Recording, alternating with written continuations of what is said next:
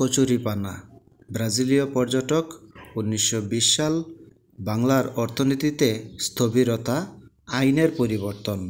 আজকের এই ভিডিওটিতে আপনি অবাক করা কিছু তথ্য পাবেন কচুরিপানা সম্পর্কে, তাই ভিডিওটি সম্পূর্ণ দেখবেন। কচুরিপানা একটি জলজ উদ্ভিদ। এটি কিন্তু আমাদের বাংলায় ছিল না। এর আদি নিবাস দক্ষিণ আমেরিকা মহাদেশ। 18শো শতাব্দীর শেষের দিকে এক ব্রাজিলীয় পর্যটক বাংলায় কচুরিপানা নিয়ে আসেন। তারপর তা এত দ্রুত বাড়তে থাকে যে 1920 সালের মধ্যে বাংলার প্রায় প্রতিটি জলাশয় কচুরিপানায় ভরে যায়। নদ নদীতে চলাচল দুঃসাধ্য হয়ে পড়ে, আর জলাভূমির ফসল আমন ধান আর পাট চাষ অসম্ভব হয়ে পড়ে।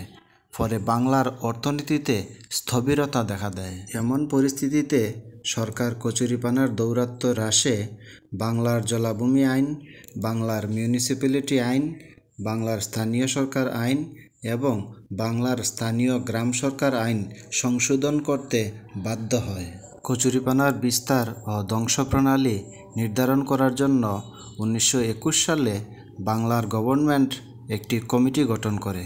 কমিটির সভাপতি হিসেবে নিযুক্ত হন স্যার জগদীশচন্দ্র বসু।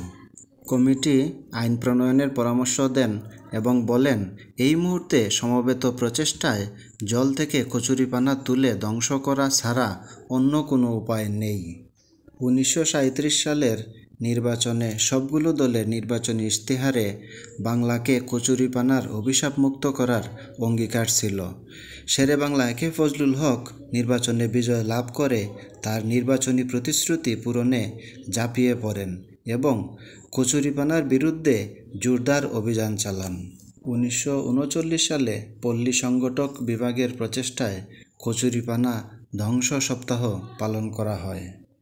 কচুরিপানার বিরুদ্ধে পরিচালিত অভিযানের সাফল্য লাভের আরেকটি গুরুত্বপূর্ণ কারণ ছিল সার হিসেবে পচানো কচুরিপানার উৎকৃষ্টতা। এই গুণের কারণে ভূমিহীন কৃষকরা কচুরিপানা জমিয়ে ভাসমান কৃষিজমি তৈরি করতে শুরু করে।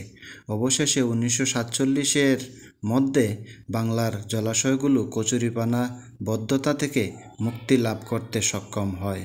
তবে এখনও বাংলার জলাশয়ে কচুরিপানা বহাল তবিয়তেই আছে।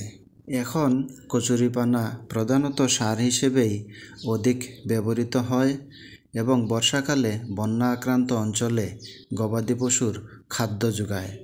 এছাড়া হাওর অঞ্চল সংলগ্ন এলাকায় বাঁশ দিয়ে আটকে রেখে ঢেউয়ের আঘাত থেকে ভিটেমাটি রক্ষায় ব্যবহৃত হয়। ভিডিওটি দেখার জন্য আপনাকে অসংখ্য ধন্যবাদ।